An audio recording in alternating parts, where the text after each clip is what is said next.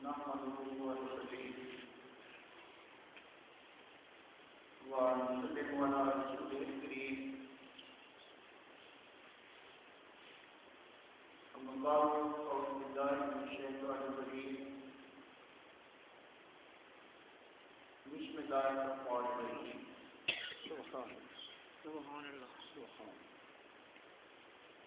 قال الله تعالى في القرآن المجيد ولا تقولوا لمن يقتل في سبيل الله سبحان الله بل أحياء ولكن لا تشعرون سبحان صدق الله العظيم الله وصدق رسوله النبي الكريم سبحان ونحن على ذلك من الشاكرين والذاكرين والحمد لله رب العالمين آمين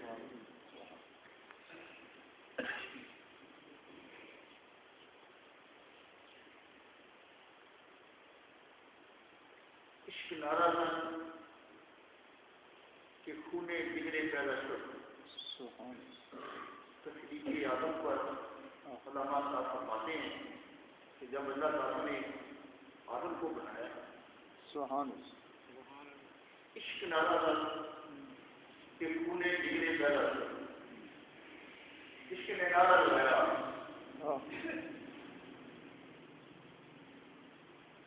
کہ مجھ سے مست ہو کر میری توانائیاں حاصل کر کے اس عالم کا جگر بڑا ہو جائے گا سبحان اور راجات میں ٹکڑے ٹکڑے ہو جائے گا لیکن جھکے گا نہیں جھکے گا بے شک اس نارا کہ خونے جگرے پیدا شد حسن نظر کے سامنے نظریں پیدا شد سبحان اللہ حسن قوم کا کے سامنے نظر پیدا ہو گیا فطرت اشرف پولیس مسکرائی کہ اب جہانے مجبور ساری کائنات مجبور تھی رشتے بھی مجبور تھے حیوانات بھی مجبور تھے نباتات بھی مجبور تھے کسی کے پاس پاور نہیں تھی طاقت نہیں تھی جو اللہ تعالیٰ نے جانور کی ڈیوٹی لگائی ہے وہ لگا ہوا ہے جو فرشتے کی ڈیوٹی لگائی ہے لگا ہوا ہے جو جماعت کی ڈیوٹی لگائی وہ لگا ہوا ہے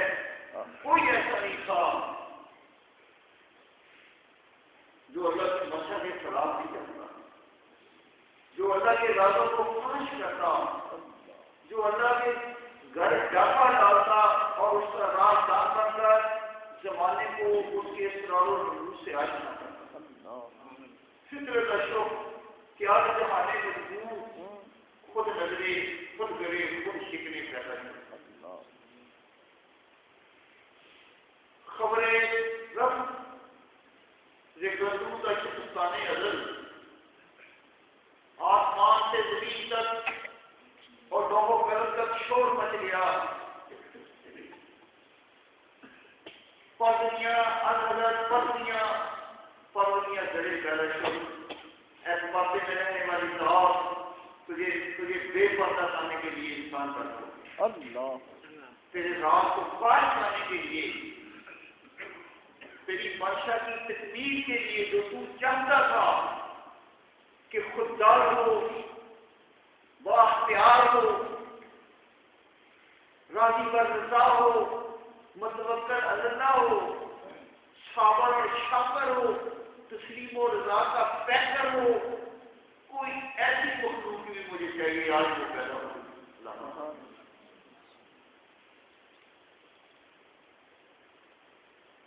مہینہ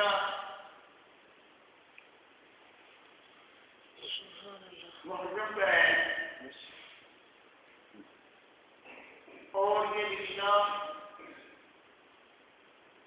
روئے زمین پر عرش سے فرش تک مشرق سے مغرب تک ذکر حسین سے گونجتا ہے جو بے لوگ قربانی اللہ حضور کے اہل بیت نے دی کسی نبی کے امتی کسی نبی کے اہل بیت نے ایسی قربانی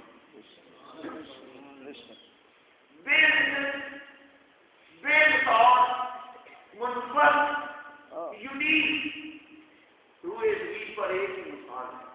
ایسی کوئی قربانی کوئی نبی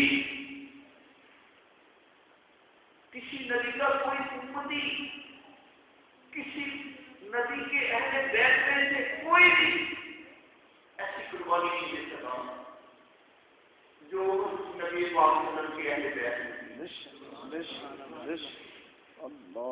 اللہ کے حبیب نے میں جو ٹاپک آپ لوگوں کے لیے ڈسکس کرنا چاہتا ہوں، زیر بحث لانا چاہتا ہوں، کیونکہ بیٹھنے کا ایک مقصد ہونا چاہیے۔ جب وہ اٹھیں انہیں پتا ہونا چاہیے کہ کیا لے کے اٹھے ہیں، اور اسپیکر کو پتا ہونا چاہیے میں نے کیا دیا، اور بیٹھنا چاہیے رسمی طور پر نہیں، مجبوراً نہیں،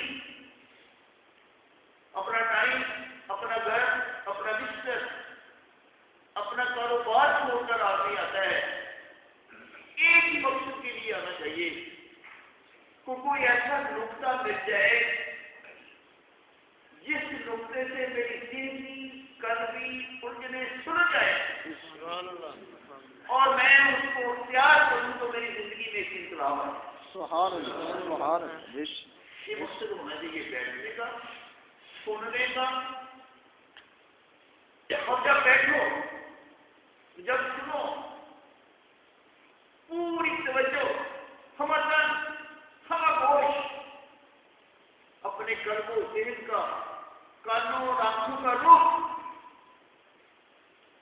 گیسٹ اسپیکر کی طرف رکھو، خطیب کی طرف رکھو، تاکہ ان نقطوں کو آپ غور و غور سے سن سکیں۔ یوں تو اس ٹاپک کے کئی حصے ہو سکتے ہیں، کئی پہلو ہیں، واقعہ کربلا کے، ذکر حسین کے کئی پہلو ہیں، تاریخی حوالہ جات ہیں، اس واقعہ کی ڈے ٹو ڈے تفصیلات ہیں، 10 روزہ کیا ہوا کربلا میں، کس نے کیا کیا، یہ ایک علیحدہ پہلو ہے، اور کیا سبق ملا یہ ایک علیحدہ پہلو ہے، نتائج کیا کچھ کیے جا سکتے ہیں اس واقعہ سے ایک علیحدہ پہلو ہے۔ لیکن میں اس ٹاپک کو پھیلانا نہیں چاہتا، 2 چیزوں پر مرکوز کرنا چاہتا ہوں۔ ایک چیز اہل بیت کی فضیلت اور عظمت، واقعہ کی تفصیلات سارا آپ سے سنتے ہیں، ہر سال علماء کرام اپنی اپنی لیاقت اور قابلیت کے مطابق پھر اس کو دہراتے ہیں، وہی واقعات، تو وہی واقعات بار بار سننے سے انسان کی دلچسپی کم ہو جاتی ہے، نئے ذائقے اور اینگلز آئیں تو پھر اور دلچسپی بڑھ جاتی ہے۔ تو ایک تو میں اہل بیت کی فضیلت، اہمیت اور عظمت یہ عرض کروں گا، اور دوسرا شہید اور مردے کی کیا خصوصیات، شہید کی کیا خصوصیات ہیں، اس کو کیا فضیلت ہے، اس کے بالمقابل مردے کی کیا خصوصیات ہے۔ بظاہر دونوں نہ کھاتے ہیں، نہ پیتے ہیں، نہ سوتے ہیں، نہ بولتے ہیں، نہ حرکت کرتے ہیں، ایک کے بارے میں اللہ تعالیٰ کی ذات کہہ رہی ہے کو مردہ مت کہو، یہ زندہ ہے، وَأَكِلَّا تَشْعُرُونَ، تمہیں اس کا شعور نہیں، یہ تو زندہ ہے۔ حالانکہ عام نظر میں وہ مردے کی طرح ہی لگتے ہیں، نہ کھاتے ہیں، نہ پیتے ہیں، نہ کھیلتے ہیں کرتے ہیں لیکن اللہ تعالیٰ کی ذات کہتی ہے اس کو ڈیٹ مت کرو اللہ یہ زندہ ہے تمہیں شعور نہیں تم اپنے شعور کا وعدہ کرو تم اپنے شعور کے محمود ہونے کا اعتراف کرو ان کو یہ زندہ ہے تمہیں نہیں پتا کیسے اللہ اہل بیت کون ہے حضرت صلی اللہ علیہ وسلم کی تمام ازواج مطہرات اہل بیت میں شامل اہل بیت سے مراد گھر والے حضور کی ساری بیویاں حضور کی گھر والی بھی تھی اور جب اللہ تعالیٰ نے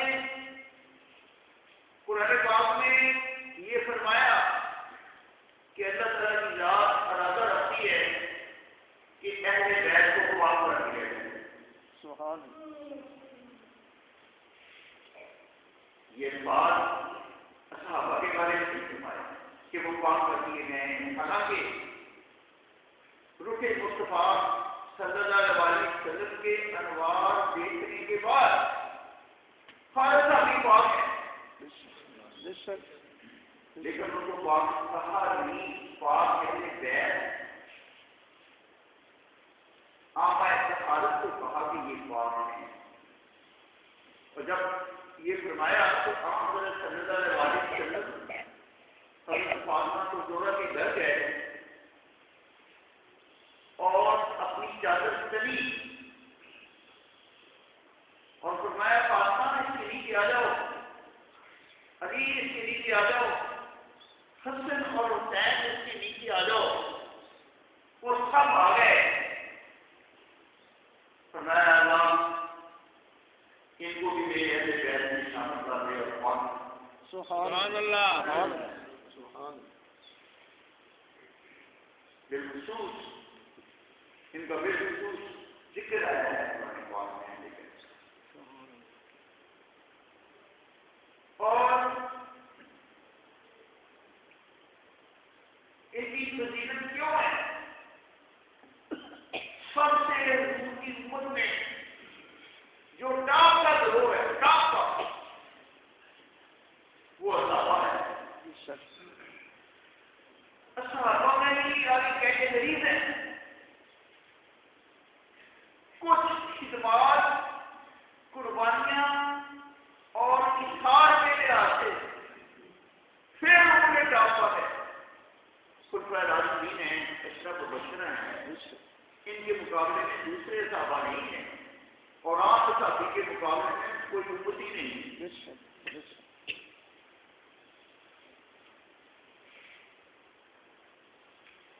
صحابہ نے حضور کا جلد احساس دیکھا پاک ہو کر کے کیوں آپ کا اسپرچل لیول روحانی اتنی پاورفل تھی کہ جس کی نظر حضور تسلیم کے ساتھ حضور کے چہرہ اقدس پر پڑی اس کا قلب بھول گیا سبحان اللہ سب گناہ پاک ہو گئے اس کے سبحان اللہ اتنا طاقتور اتنا تیز کا حضور کی روحانیت ہے لیکن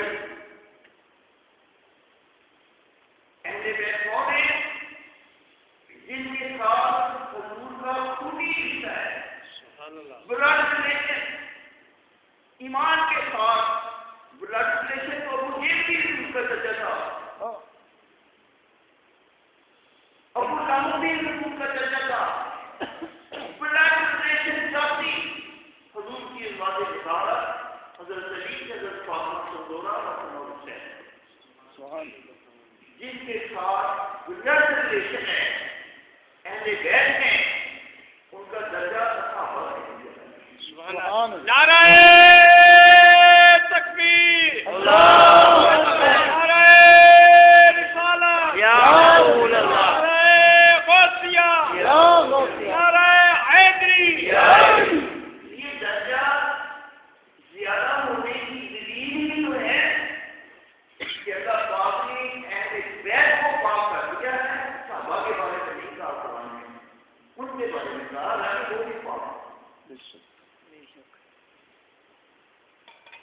یہ جو ہے اہل بیت کی فضیلت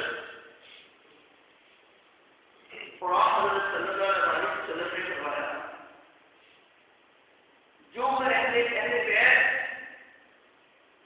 آج کے دور میں اہل بیت سے مراد سادات سیدزادے سیدزادیاں جو نسلاً اثراً حضور کے حکم سے آ رہے ہیں.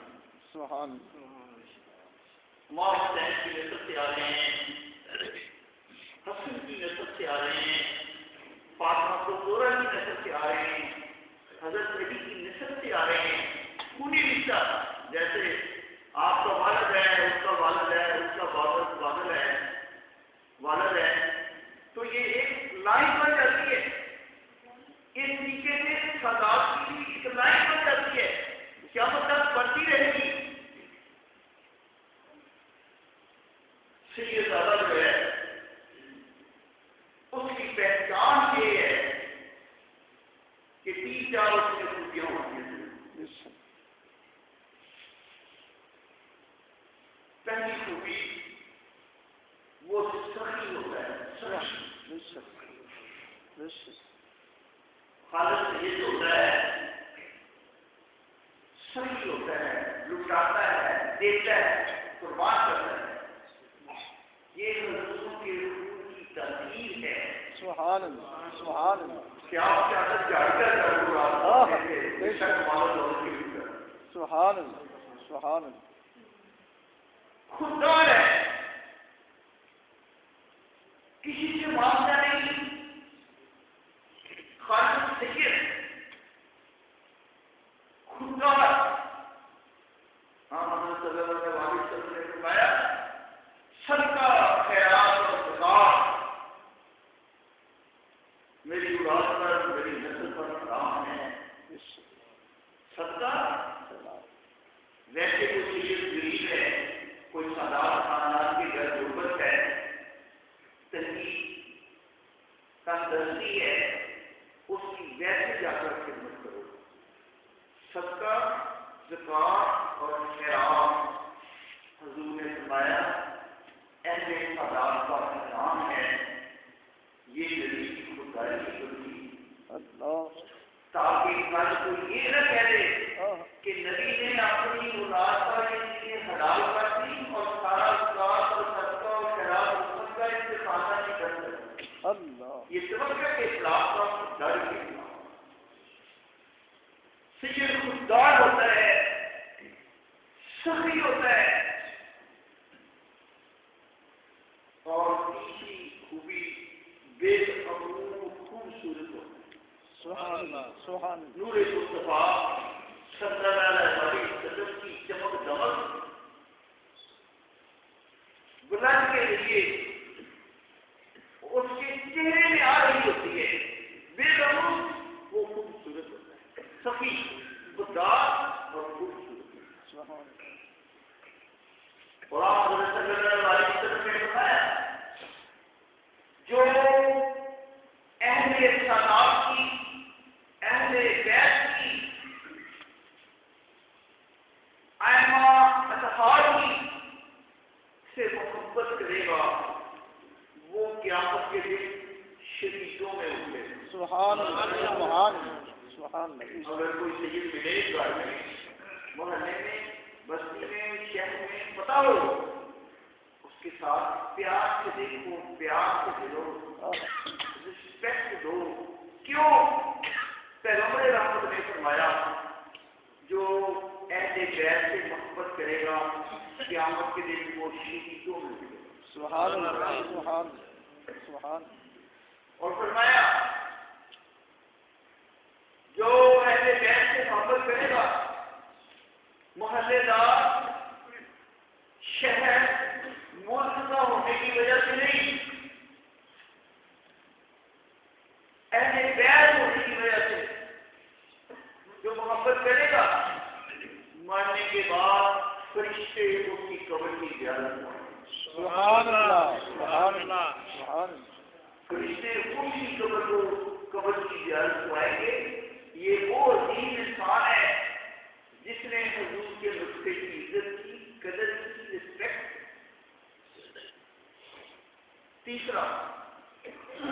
تیسری عظمت حضرت صلی اللہ علیہ وسلم نے بتایا, جو اہل بیت سے محبت کرے گا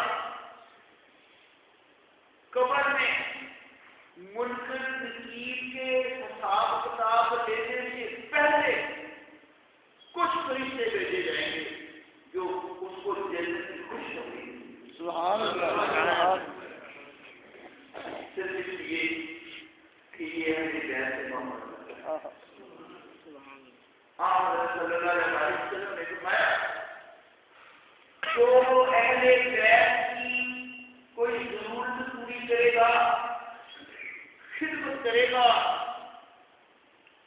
اس کی ضرورت پوری کرے گا, مالی ضرورت, جسمانی ضرورت, اخلاقی ضرورت, اس کے کام آئے گا اس کے. میں محمد صلی اللہ علیہ وسلم میدان محشر میں ڈھونڈ کے اس کی شفاعت کروں. سبحان اللہ. لوگ اس کو ڈھونڈ رہے ہوں گے اور لوگ ان کو ڈھونڈ رہے ہوں گے سبحان اللہ. جو ہمیں خدا کی عزت اور خدمت کرے.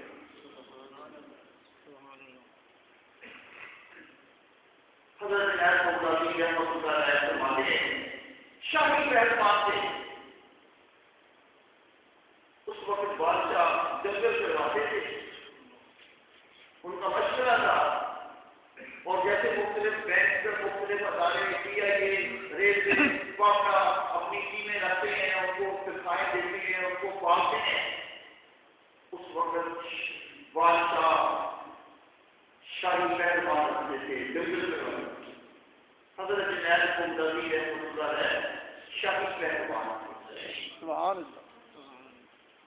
تو جب جنگل کا اعلان ہوتا تھا, اس دن کے لوگ, قرب و جوار کے لوگ جنگل گاہ میں آ جاتے تھے, بھر جاتا تھا جنگل گاہ. حضرت جنید کو مدعی رحمۃ اللہ علیہ کے مقابلے پر جو پہلوان آیا, حضرت جنید مدعی بہت صحت مند, بہت طاقتور مانے جانے پہلوان تھے. شاہی وظیفہ ملتا تھا, کھانے کو اچھا ملتا تھا, عزت ملتی تھی. تو جو ان کے مقابلے پر پہلوان آیا وہ پتلا سا تھا, کمزور سا تھا, سکڑا سا تھا, اور لوگ ہنسنے لگے کہ یہ کیا جنید مدعی سے کشتی لڑے گی. لیکن جب کشتی شروع ہوئی, اس پتلے سے, کمزور سے انسان نے, پہلوان نے حضرت جنید مدعی کے کان میں کہا, میں سید آتا ہوں اور میری مالی حیثیت کمزور ہے, میرے گھر میں کھانا کشی ہے, میرے بچے بھوکے سوتے ہیں. اگر یہ میں کشتی جیت جاؤں تو مجھے ایک بڑی رقم ملے گی جس سے میں اپنے گھر کی مفلسی اور غربت کو دور کرنے میں کامیاب ہوں. سبحان اللہ.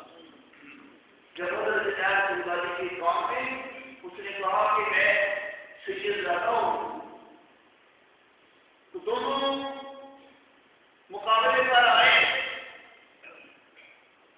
اس نے دوڑ لگایا, کمزور پہلوان نے سید آنے میں, شاہی پہلوان طاقتور, مضبوط, ماہر. تھوڑی سی کشتی کرنے کے بعد اس کے دوڑ کے نتیجے میں اپنے آپ کو چت گرا لیا اور اس سے یہ زیادہ چھاتی پر بیٹھ گیا اور کامیابی کا اعلان کر دیا گیا کہ یہ جیت گیا ہے شاہی پہلوان. جنید مدعی نے جیت گیا. دیکھو اتنا بڑا پہلوان جو زمانے میں مشہور تھا, معروف تھا, طاقتور تھا, ایک دوسرے سے پہلوان نے اس کو چت کر دیا. تو جب چت کر دیا تو حضرت جنید مدعی گھر چلے گئے. رات کو پیغمبر صلی اللہ علیہ وسلم ان کی خواب میں تشریف لایا. سبحان اللہ. سبحان اللہ. سبحان اللہ. فرمایا جنید, تو نے میری اولاد کو عزت دی, سبحان اللہ سبحان اللہ. اس وقت سے جنید بغدادی رحمۃ اللہ علیہ سید الطائفہ جنیدی سلسلہ زیادہ سال جنید کے سلسلے میں ہے، جنید بغدادی کے سلسلے میں زیادہ سال ہے، صرف ادب کرنے کی وجہ سے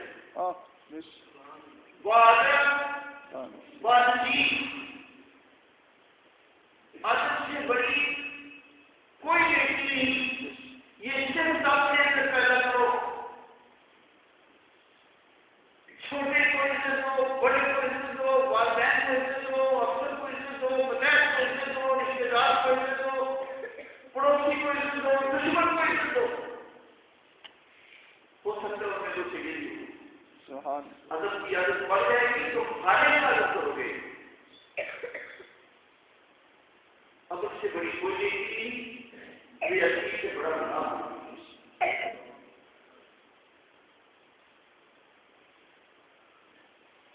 زبیدہ ہارون رشید کی بیوی بڑی سچی عورت تھی. She was very genuine lady, وہ بڑی سچی عورت تھی. مرنے کے بعد کسی نے دیکھا زبیدہ جنت میں ایک خوبصورت محل کے اندر خوش و خرم مسکرا رہی ہے، سب سے بات کرنے. فرمایا زبیدہ یہ جنت آپ کو سخاوت کی وجہ سے ملی ہوگی کیونکہ وہ بڑی سخی ہو رہی معلوم کی تھی، مخلوق کے کام آتی تھی کہ میری لوگ سخاوت کی وجہ سے مجھے جنت نہیں تھی. اللہ تعالیٰ نے جواب میں فرمایا زبیدہ تیری سخاوت کی میں دنیا میں پیسے کر دیے اور اب آخرت میں تیرے لیے کچھ چلا گیا. شہرت کے لیے کچھ سخاوت کرتی تھی وہ میں نے کر دیا، میرے لیے سخاوت نہیں کرتی تھی، مشہور ہونے کے لیے کرتی تھی کہ لوگ کہیں زبیدہ بہت سکی ہے، وہ میں نے میری شہرت کر دی. صرف ایک نقطے پر پورے میں جنت دے رہا ہوں زبیدہ. ایک روز مغرب کا وقت تھا اور تو بیت الخلا میں گئی، واش روم میں گئی استنجا کرنے کے لیے. مؤذن نے اذان دینی شروع کی. پھر دل میں خیال آیا کہ میرا صدر کھلا ہے، حضور نبی پاک صلی اللہ علیہ وسلم کا ایک مبارک آئے گا، یہ گستاخی ہے کہ میرا صدر کھلا ہو. اللہ تو نے اپنے صدر کو باندھا اور بیت الخلا کے باہر آ گئی. میرے محبوب کا نام آیا، اس زیادہ تو نے پوچھا سبحان سبحان. تو نے میرے محبوب کے نام کو چھپا، رسپیکٹ کی، عزت دی، ادب کیا. اس بیٹا تیری ادب کی وجہ سے میں نے تجھے سبحان اللہ سبحان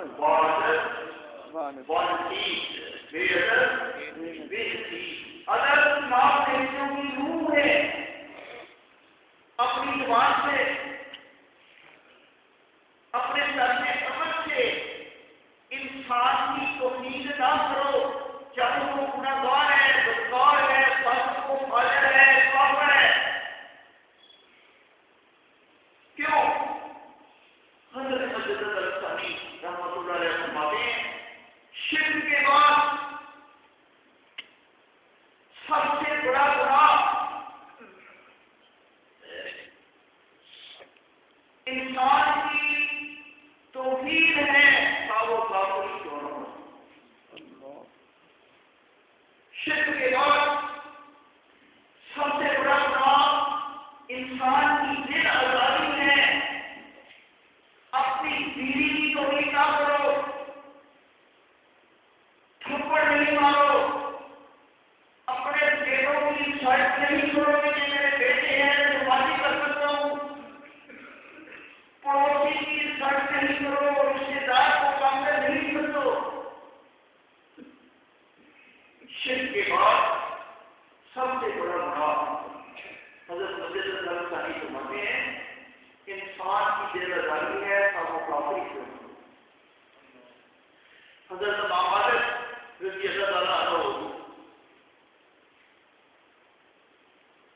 وضو کر رہے تھے، ندی اوپر سے نیچے کی طرف بہ رہی تھی، اوپر ندی کے ایک فاجر شخص منہ ہاتھ دھو رہا تھا، اس نے دیکھا دنیا اسلام کا ایک عظیم عوام نیچے کی طرف آ کر بیٹھ گیا اور وہ وضو کر رہا ہے، تو وہ فاجر شخص اس نے منہ ہاتھ دھونا چھوڑ دیا، کون کھڑا ہوا کہ یہ اسلامی ہے، میری طرف سے پانی لگا ہوگا نیچے کی طرف جائے اور مجھے اسلام کا عوام کرے کہ اسلامی ہے۔ جب اس کی ڈیتھ ہو گئی، اس فاجر کو فاجر شخص کی، اس بدکار شخص کی، تو کسی نے دیکھا وہ جنت میں بڑا خوش کر رہا ہے، سبحان اللہ سبحان اللہ، فرمایا کہ تجھے کیسے جنت میں گئی، تیرا تو کوئی کام سے نہیں، ہر کام اٹھا کرتے تھے، سارے کام اٹھے کرنا تھی۔ فرمایا ہاں تھا تو میں پاس کو فاجر، لیکن اس روز میں نے جو حضرت امام مالک کو عزت دی تو اللہ تعالیٰ نے فرمایا کہ اس کو جنت میں نعرہ تکبیر، اللہ اکبر، نعرہ رسالت، نعرہ تحقیق، نعرہ حیدری۔ بنی اسرائیل میں ایک فاجر شخص تھا، اس کی ڈیتھ ہو گئی، اہل بستی اس کو بغیر غسل دیے، تجدید و تکفیر کیے، اس کی ڈیڈ باڈی کو وہاں پھینک گئے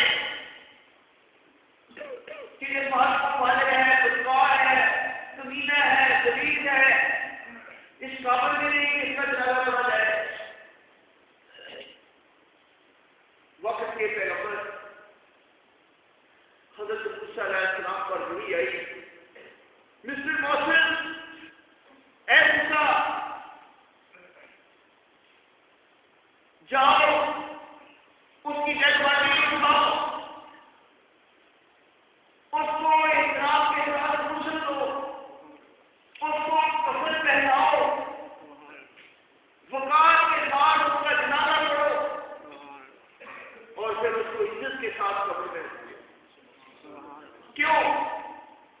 اے موسیٰ تو اس چیز سے بخوبی باخبر ہے کہ ایک دن یہ قریش پڑھ رہا تھا، تو ریش پڑھتے پڑھتے اس میں میرے محبوب کا نام آ گیا۔ اے موسیٰ اس نے اس نام کو چھوڑ دیا، اس نام کو کوشش کی۔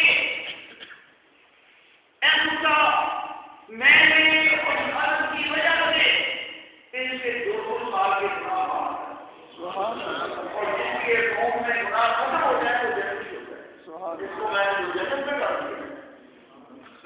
اگر پہلا طریقہ ہے محبت کے